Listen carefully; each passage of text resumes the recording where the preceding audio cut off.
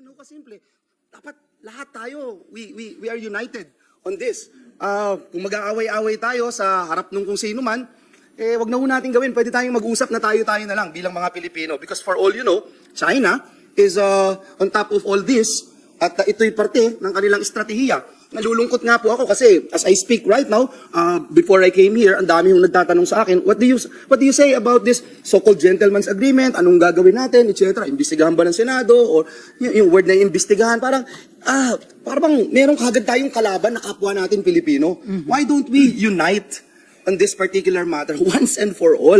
For all you know, this is all part of China's strategy. For instance, the so-called gentleman's agreement, no one believes it is binding. I mean, all of us know that it's void, null and void to begin with.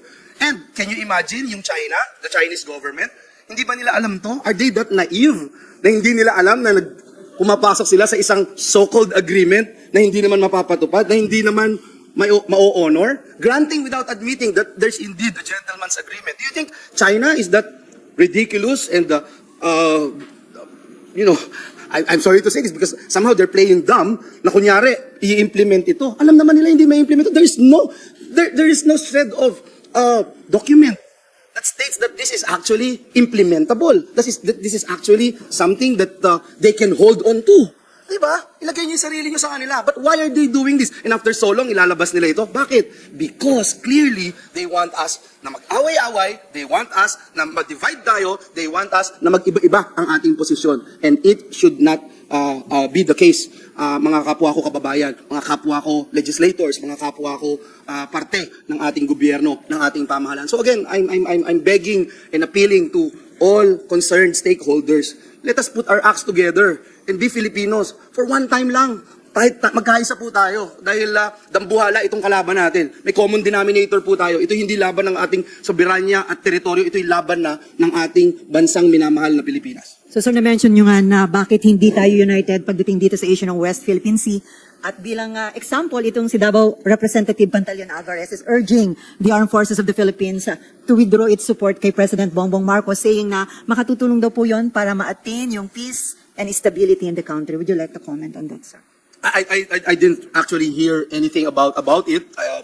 I just heard in the news that they were talking about parang filing of cases, etc., whether sedition, etc. Ako, in my own personal point of view, hindi mo mapafilan ng sedition ang isang tao kung yung definition ng sedition kasi may public uprising, tumultuous uprising. So wala naman. So hindi mo mafilan yun, no, ng sedition. But doon naman sa inciting to sedition, baka doon may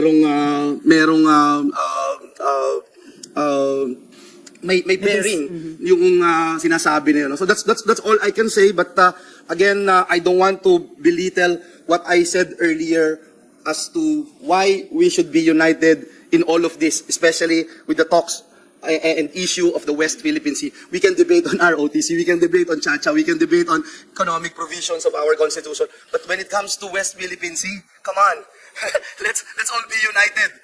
Anyone who would claim na hindi pasok sa ating teritoryo o hindi natin parte ng Pilipinas ang Ayungin Shoal, ang Scarborough, hindi tayo dapat manahimik dito, hindi tayo dapat magkaiba ang ating pananaw dito sa mga usapin na ito. So yung panawagan ni Congressman Pantaleon Alvarez, mukhang dahil hindi siya kontento, hindi niya gusto the way na hinahandle ng Pangulo yung usapin sa West Philippine Sea. Kaya ba sa tingin niyo, tama naman yung handling ng Pangulo?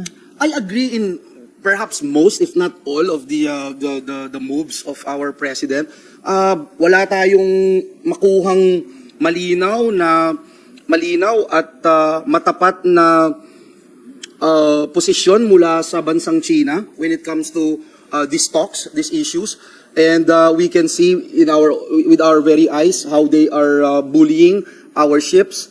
Imagine that idea of removing our Sierra Madre doon sa ating sariling teritoryo, yung pagpasok nila, labas-masok nila sa ating exclusive economic zone, labas-masok nila sa ating teritoryo na hindi ito pinagtatalunan kung kanino. I think for me that's a blatant show of bullying sa ating maliit na bansang Pilipinas, kung kaya't wala tayong ibang choice kung hindi pumunta at magsumbong sa ating mga kaibigan, sa mga higanting malalaking bansa gaya ng China. At nandyan nga po ang Amerika, nandyan ang Japan, nandyan ang mga ilang bansa sa Europa, nandyan ang Australia. So, I don't see any wrong doing on the part of the president to ask for help. And more than anything, I think yung lacking na nakikita ko is that a master plan, a real master plan as to how we would like to handle everything at the end of the day. Ano ba talaga yung main goal natin, no? And this is definitely more than foreign policies or territorial disputes, but as a nation, what do we really want to accomplish? Sino ba yung tumitimon dito, di ba? Ano bang talagang plano natin? I saw this when we were in IPU, in different international forums. You know, sometimes naiinggit ka pag nakakakita ka ng bansa na lahat ng leaders nila in international fora, pare-pareho yung sinasabi. Iisa lang yung tono nila. Hindi sila tumataas ng tono. Pagka sinabi nilang Broadway yung music nila, yun lang ang kakantahin nila, puro Broadway. Walang magra-rock, walang magja-jazz, walang magpapatugtog ng alternative or slow rock. Ano lang sila? Broadway songs lang. Kasi lahat, yun na sila eh. And to come to think of it, there are some countries na nakita ko din, with my own eyes, na mataas din yung political tension nila. Magkakalaban sila. But when it comes to fighting for their country in international forum, talagang makikita mo iisa yung tono nila. So that's what I've been asking for. And I think it will happen kung meron talaga tayong, yung nakakalungkot kasi pag sinasabi na, okay, the president, we understand, is the architect of our foreign policy. And now, you replace the president after 6 years, and then you have another foreign policy, di ba? Pero sana may baseline tayong lahat eh. And I think we can start with the baseline truth. What is really ours when it comes to our territorial waters, our maritime zones. Kaisa na lang doon sa usapin ng West Philippine Sea. Sorry. Gusto niyo, sir, di ba makaisa na lang? Kaisa. Pero sir, meron kasing resolution si Senator Risa Hontiveros. Pero doon sa gentleman's agreement, paano pong aaktuhan ng Senado pagbalik po niyo sa session? We'll definitely talk about it, no? It's a valid concern by Senator Risa, but there are also issues with other senators na, ayun nga, ako, ang appeal ko talaga is look into this, no? If you wanna do executive session, okay lang din sa akin. Ayokong pangunahan yung ating mga kasamahan dito sa Senado.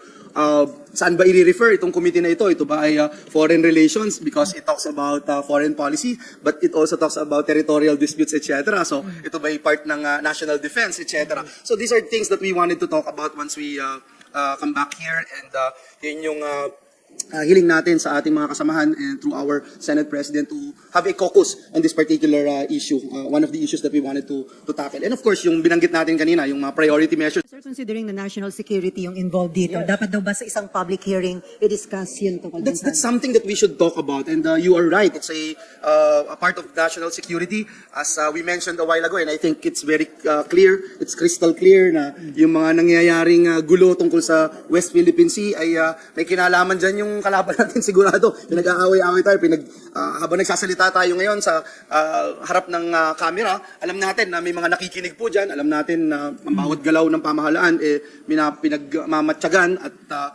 yun nga ang nakakaingit sa kanila is lahat. If you do this, may strategy na sila. If you take this path, may strategy na sila. So, I pray na meron na rin tayong ganun, no? And who knows? Mas maganda na meron na tayong ganun na siguro hindi lang natin alam. But importante that we are united in this particular issue. Again, let's talk about anything, debate about anything. We can agree to disagree with anything, but not on the West Philippine Sea. Sir, klaruhin ko lang rin na sinabi niyo dun sa propaganda. Tingin niyo, sir, propaganda lang talaga ng China yung itong gentleman's agreement? I really believe so. I really believe so that it's just a plain, simple propaganda of the Chinese government. And look at the ambassador, di ba? Kung ano-ano naman yung sinasabi niya, di ba? Na may 1, 2, 3 na naman siya. Come on. This is not the first time that we caught him lying, di ba? And that's why we were saying na dapat palitan siya, ibalik siya doon sa Beijing eh. So ako, wala akong kaduda-duda that this is part of their plan. This is part of their strategy. So let's not fall into their traps. Pero, ano ba nangyayari, sir? Well, we are somehow falling into the trap of this bullying nation. Lahat nagsasalita na, I mean, lahat biglang naging eksperto, no? Pakiusap ko lang, konting yuko lang at minsan, hindi natin talaga alam lahat eh. We learn from each other. We have a pool of experts we can tap, and I'm sure they are in a much better position to give their views. Nagdulot naman ito ng iba't ibang reaksyon mula sa ating mga netizens. Ayon kay @user-rx9kb, gusto lang talaga ng Chinese government na magmukha silang mabuti sa mata ng international community. Saad naman ni @Johan Owenes Rubino, Chinese strategies, and it is clear that it is bullying strategy. Sana ma-resolve ito. Komento naman ni @Sunny Side Pocket, agree, divide and conquer. History repeats itself. Anong sa inyo dito mga kabayan? Maaaring magbigay ng comment below.